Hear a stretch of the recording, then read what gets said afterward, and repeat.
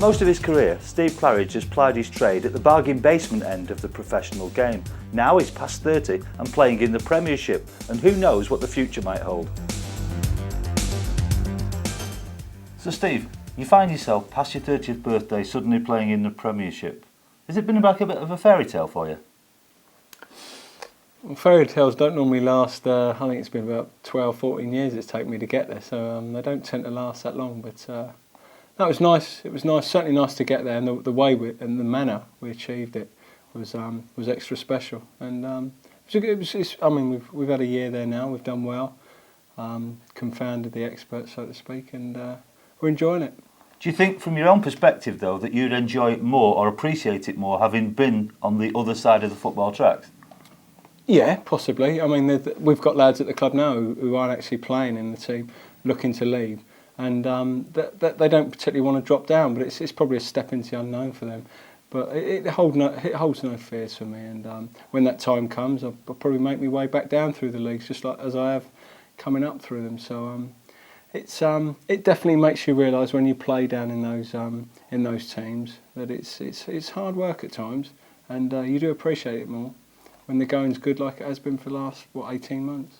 I think it's fair to say that you've got a bit of a reputation for being... David Pleat, for example, described you as eccentric. Is that fair? I would imagine that's quite kind, actually, eccentric. I've been called more far-reaching names than that, but yeah, probably. I mean, it's funny how many times that people actually do the things that I tend to do things probably a little bit different sometimes than other people, but some of them do come around to my way of thinking, and they don't actually tell you about it, but they do it without me knowing. So, no, I mean, some of the things that do make sense, some of the things are probably absolutely daft.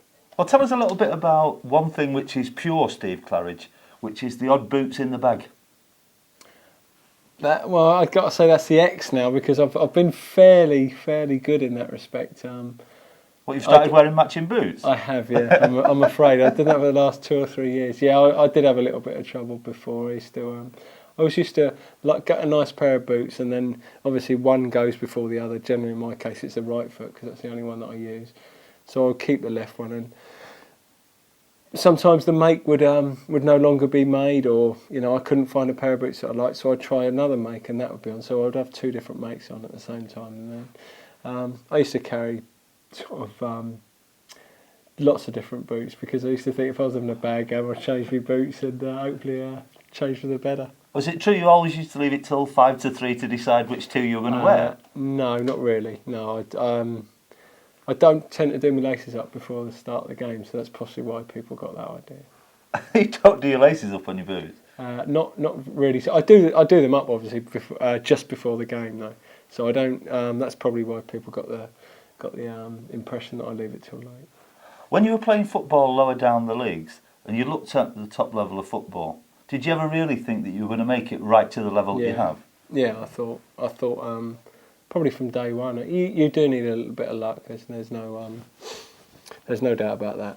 But you've got to have you really have got to have a lot of self confidence, and be honest with yourself. And I thought then, if I gave it my best crack and I didn't make it, that's fair enough. I couldn't do any more. And unfortunately, I got that lucky break, and things went right for me. And I played well at a good time. A time when all the other lads went to Leicester, and they also played well. And fortunately, I got there in the end. And it's not, to be fair, if I hadn't made it, it's not something that I would hanker over. As long as you give it your best shot, you can't do any more than that. But in fairness, you've done it the hard way, because you've been taking medication for your heart since you were 12, haven't you? Yeah, I mean, I'm not. I don't tend to like making excuses or anything. Yeah, I mean, I take a tablet for my heart. I take a tablet for actually got a chemical in my body which doesn't produce properly called thyroxine, which I have to take thyroid tablets for that. It's just bits and pieces. It doesn't really doesn't set me back or anything like that. It's just something that you got to overcome. But you have plied your trade at a few places. When you look back, do you ever regret that you perhaps didn't get to a higher level when you were 23, 24? Yeah, probably, having said that. But I had some good times along the way. I met some really nice people. You never know. I mean, if I'd have got there earlier, I might not have been ready for it. I might have come straight back down like a lot of other young lads at big clubs.